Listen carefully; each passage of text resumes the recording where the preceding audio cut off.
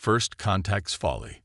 Admiral Zextal of the Hegemony Stellar Command stood aboard the bridge of the HSV Eternal Dawn, his primary sensory membranes rippling with barely contained disdain. The holographic display before him showed what his science officer insisted were spacecraft signatures, though they hardly deserved such a designation. The energy patterns were crude, inefficient, and utterly fascinating in their primitive nature. "Explain to me again," he chittered, multiple appendages gesturing at the readouts, "why we're wasting valuable patrol time monitoring these vessels." The last word dripped with contempt. Science Officer Valix's crystalline form sparkled as she adjusted the sensor resolution. "Admiral, these are the first ships we've detected from the species designated human. Their civilization only achieved FTL capability 3 decades ago, but these readings are unusual." Zextal's membranes flattened in annoyance.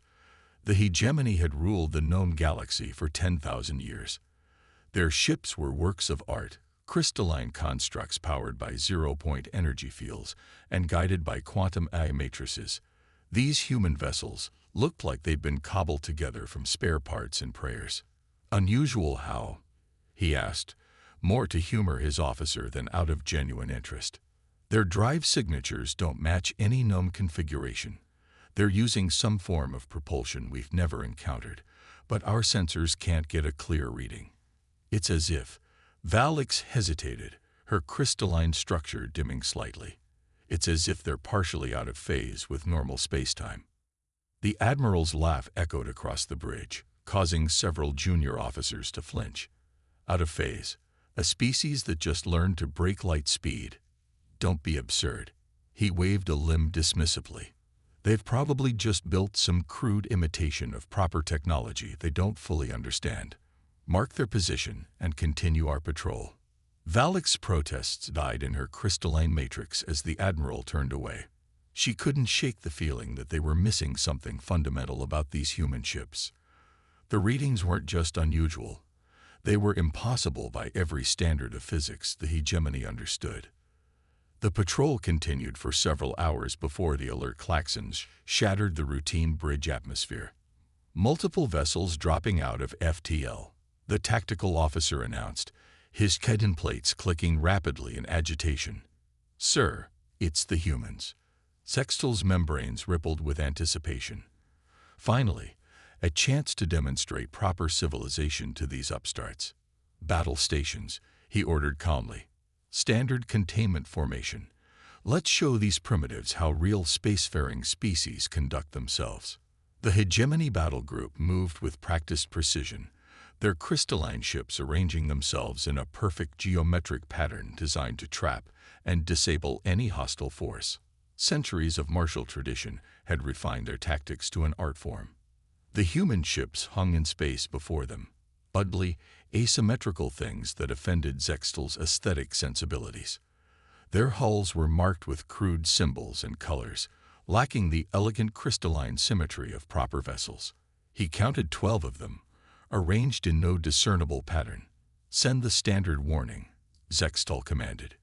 "Inform them they've entered hegemony space and must submit to inspection or face immediate." The tactical display exploded with alerts. The human ships hadn't moved. They'd simply ceased to exist in their previous positions and appeared elsewhere, surrounding the hegemony formation. No acceleration, no energy spike. They had simply relocated. Impossible. Zextal's membranes went rigid with shock. "Get me a sensor reading. Now." Valix's voice trembled as she reported. "Sir, our sensors. They can't lock on. The human ships appear to be existing in multiple states simultaneously. They're violating fundamental laws of quantum mechanics." The Admiral's reality was unraveling before his eyes. The crude vessels were moving in ways that defied physics, appearing to curve space itself around them. His perfect formation, designed to trap and contain, had become a cage for his own ships. "Sir," the communications officer interrupted, "we're receiving a transmission from the human vessels." A voice filled the bridge, speaking in perfect hegemony standard. "Hegemony vessels, This is Captain Sarah Chen of the Earth Exploration Fleet. We notice you've been watching us and thought it was time for a proper introduction. We apologize for any alarm. We're still working on making our phase shift drives appear less unsettling to conventional sensors. Zextal's pride warred with his growing sense of dread. These primitives hadn't just achieved FTL travel. They'd somehow mastered principles of physics that the hegemony hadn't even theorized possible. His entire understanding of humanity's technological capability had been based on arrogant assumptions. As he watched, one of the human ships performed what should have been an impossible maneuver, its hull briefly rippling like water before stabilizing in a new configuration. They weren't just flying their ships, they were reshaping reality around them. This, Zextal whispered to himself, changes everything. The silent dance. Open a channel. Admiral Zextal commanded, his pride demanding he maintain some semblance of control over the situation. This is Admiral Zextal of the Hegemony Stellar Command. Your vessels are in violation of sovereign space. While we appreciate your demonstration, you will power down your drives and prepare for inspection. Captain Chen's response came with an undertone of amusement. I'm afraid that won't be possible, Admiral. Our phase shift drives don't exactly power down in the conventional sense. They exist in a state of perpetual quantum flux. Shutting them off would be like trying to stop half an electron from spinning. The bridge crew's confusion was palpable. Valdix's crystalline form pulsed with excitement as she analyzed the readings. Sir, she's right. They're drive signatures. They're utilizing quantum entanglement on a macroscopic scale. The energy patterns suggest they're manipulating the fabric of space-time itself. Before Zextal could respond, one of the human ships simply twisted. There was no other word for it. The vessel folded in on itself like a piece of paper being curved through extra dimensions, reappearing inside the hegemony formation. A maneuver that should have triggered every proximity alarm and defensive system they had. Fascinating, isn't it? Captain Chen's voice carried genuine enthusiasm. We discovered that space-time is less like a rigid grid and more like a fluid medium. Once you understand how to swim in it, traditional concepts of movement become rather quaint. Zextal's membranes quivered with a mixture of fear and curiosity. In 10,000 years of hegemony dominance, they had never encountered anything like this. Their most advanced theoretical physicists had barely scratched the surface of such concepts, and here was a species, barely out of their planetary cradle, treating the fundamental laws of reality like a child's puzzle box. How? The question escaped before he could maintain his diplomatic composure. Your species only achieved FTL travel 3 decades ago. Our records show. Your records, Chen interrupted gently, show what we wanted them to show. Humanity learned long ago that there's value in being underestimated. We didn't just discover FTL travel 30 years ago, Admiral. We discovered that the entire concept of faster-than-light travel was thinking too small. As if to demonstrate her point, the human ships began to move in perfect synchronization. They didn't travel through space. They manipulated space itself, creating ripples and folds in reality that carried them along like leaves on a string. The hegemony sensors tried desperately to track them, but the vessels existed in multiple states simultaneously, their quantum signatures bleeding across dimensions. Stop this at once, Zextal demanded, his authority crumbling in the face of capabilities he couldn't comprehend. This is a violation of natural law. Laughter echoed across the communication channel. Natural law. Admiral, the laws of physics aren't rules to be followed. They're challenges to be understood and overcome. Your civilization has spent 10 millennia perfecting what you already knew. We spent that time questioning everything we thought we knew. Valdix's sensors suddenly screamed with alerts. The human ships had begun moving faster, their reality-bending dance creating patterns that hurt to look at. Space itself seemed to ripple and fold around them, creating geometric impossibilities that threatened to drive the hegemony's navigational computers into shutdown. Sir, the tactical officer reported, his keton plates rattling with stress. We can't target them. Every time we get a weapons lock, they're simultaneously in 12 different locations, or maybe they're in one location that exists in 12 different spaces. I don't understand what I'm seeing. The revelation hit Zextal like a physical blow. The hegemony's entire military doctrine, their technological superiority, their very understanding of how the universe worked, it was all based on assumptions that these humans had simply ignored. They hadn't built better ships or weapons. They'd fundamentally changed the rules of what was possible. Captain Chen's voice softened. "We're not here to fight, Admiral. We're here to open a dialogue. The galaxy is changing, and the hegemony needs to decide if they're ready to change with it. Your civilization has achieved remarkable things, but you've become trapped by your own certainty. Perhaps it's time to start questioning what you think you know." The human ships continued their impossible dance, each movement a demonstration of mastery over physics itself. And for the first time in his long career, Admiral Zextal felt something he'd never experienced before, the humbling recognition that everything he knew about the universe might be wrong. Breaking physics. The emergency council chamber aboard the HSV Eternal Dawn hummed with agitated energy. Admiral Zextal faced the holographic projections of the hegemony's leading scientists and military strategists, each of their crystalline forms reflecting the gravity of the situation. "Impossible." High Theorist Val's projection sparkled with indignation. "What you're describing violates every principle of quantum mechanics we've established. These humans must be using some form of illusion technology." Valak stepped forward, her own crystalline structure pulsing with barely contained excitement. "With respect, High Theorist, I've analyzed the sensor data extensively.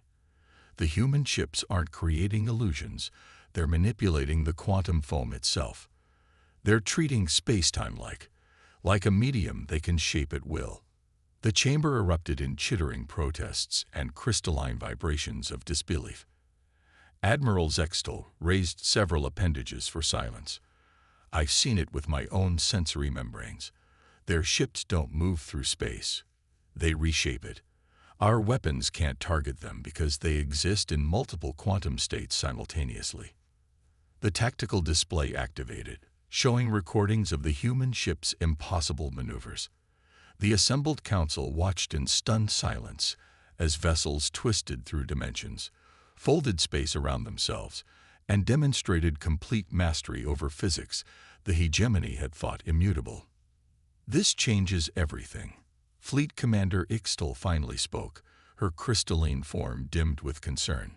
"If the humans can manipulate reality at this level, our entire defensive doctrine is obsolete. Our weapons, our shields, our very understanding of warfare. None of it accounts for an enemy that can simply step around the laws of physics." "Not around," Valix corrected gently. "Through. The humans haven't broken physics. They've understood it on a deeper level than we ever conceived possible. Their ships don't violate natural law. They operate on principles we never imagined existed." A new signal interrupted the council session. "Admiral." The communications officer's voice wavered. "We're receiving a transmission from the human fleet. They're offering to demonstrate their technology in a controlled setting. Captain Chen says they want to open a dialogue about the nature of reality itself." The council chamber fell silent. For 10,000 years, the hegemony had been the undisputed masters of science and technology in the known galaxy. Their crystalline ships were considered the pinnacle of engineering, their understanding of physics absolute. Now, in the span of a few hours, everything they knew had been called into question. "Accept the offer," Admiral Zextal commanded, ignoring the protests of several council members. "But first, I want to know how they achieved this. How did we miss their true capabilities for so long?" The answer came from an unexpected source, a junior analyst whose crystalline form barely registered in the holographic display. "Sir, I've been studying their historical transmissions. The humans, they never stopped asking what if. While we built our civilization on known principles, they questioned everything. Their entertainment, their literature, even their children's stories, they're filled with impossibilities made possible. Valix's form brightened with understanding. Of course, their creativity wasn't just cultural, it was methodological. They didn't accept limitations. They saw them as challenges. Every impossible thing we dismissed, they explored. They turned imagination into hypothesis, hypothesis into theory, and theory into technology. The tactical display updated with new data as human ships began a series of demonstrations. They phased through solid matter, created localized time dilation fields, and performed maneuvers that looked more like mathematical abstractions than physical movement. Their ships, Valix continued, her excitement building. They're not just vessels. They're proof that reality is more flexible than we ever imagined. The humans didn't develop better technology. They fundamentally reimagined what technology could be. Admiral Zextal watched as a human ship transformed space around itself, creating geometries that shouldn't exist in three-dimensional space. The hegemony had spent millennia perfecting their understanding of the universe. The humans had spent that time proving their understanding was incomplete. "Send word to the High Council," he ordered, his membranes rippling with resignation and a touch of excitement. "The galaxy as we know it has changed. The humans haven't just challenged our dominance. They've challenged our understanding of reality itself." Pride's fall. The great hall of crystalline wisdom on the hegemony homeworld had never felt so fragile. Admiral Zextal stood before the High Council, his sensor membranes dulled with exhaustion after 3 days of continuous testimony. The evidence he presented, recordings of human ships bending reality, sensor data showing impossible physics, and detailed analyses of their technological capabilities, had shattered 10 millennia of certainty. "You understand what you're asking of us." High Counselor Zenfar's crystalline form pulsed with barely contained anger. "To acknowledge these humans as our technological superiors would undermine the very foundation of hegemony authority." "Reality," Zextal responded quietly, "doesn't care about our authority." The words felt like heresy in this ancient chamber, but they needed to be said. The humans have demonstrated capabilities we can't match or even fully understand. Our choice isn't whether to accept this truth, it's how to respond to it. The council chamber's perfect geometric patterns, once a symbol of the hegemony's mastery over nature, now seemed rigid and limiting. Valix, standing beside the Admiral, projected her latest analysis into the center of the chamber. "The humans call it quantum origami," she explained, her crystalline form bright with scientific enthusiasm. "They found ways to fold space-time like we might fold a data crystal. But it's more than that. They've developed technology that treats reality itself as programmable matter." The display showed a human ship performing what the hegemony had previously thought impossible. It didn't just move through space. It rewrote the local laws of physics, creating its own pocket universe with its own rules. The ship existed in multiple quantum states simultaneously, making conventional weapons and defenses meaningless. "Their Captain Chen has shared some of their basic principles," Valix continued. "They don't see physical laws as absolute constraints, but as variables in an equation that can be solved differently. Where we built our civilization on mastering known physics, they built theirs on questioning physics itself." A younger council member, their crystalline structure still showing signs of recent growth, spoke up. "But how did they achieve this? Their civilization is barely a fraction of our age." "Because," Zextal answered, "they'd never stopped dreaming. While we perfected what we knew, they imagined what could be. Their fiction became theory. Their theories became experiments, and their experiments changed reality itself." The council chamber erupted in overlapping frequencies of protest and debate. Some demanded immediate military action, a futile gesture, Zextal knew. Others called for isolation, for the hegemony to withdraw and protect their way of life. But a few, mainly younger members, vibrated with excitement at the possibilities. "There's more," Valix announced, her form pulsing with nervous energy. "The humans.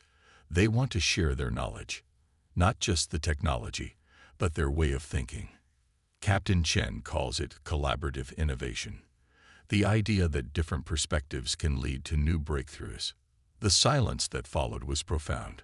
The hegemony had always been the teachers, the leaders, the ones who bestowed knowledge upon lesser races. The idea of becoming students themselves was almost incomprehensible. "Their ships," a council member observed quietly. "They're beautiful in their own way, aren't they? Not like our crystalline perfection, but like watching mathematics dance." Zextal felt something shift in the chamber, a subtle change in the crystalline resonance that pervaded their society. The rigid certainty that had defined the hegemony for millennia was cracking, not from external pressure, but from within. "We stand at a crossroads," he addressed the council. "We can cling to our pride, to our belief in our own superiority, and watch as the galaxy moves forward without us. Or we can do something unprecedented in our history. We can admit we have something to learn." The council's deliberations lasted for days. Traditions dating back thousands of years were questioned. Fundamental assumptions about physics, about progress, about the nature of civilization itself were challenged. And through it all, the human ships continued their impossible dance in space, a constant reminder that reality was far more fascinating than the hegemony had ever imagined. Tomorrow's edge. 1 standard year later, the space around the hegemony homeworld had changed beyond recognition.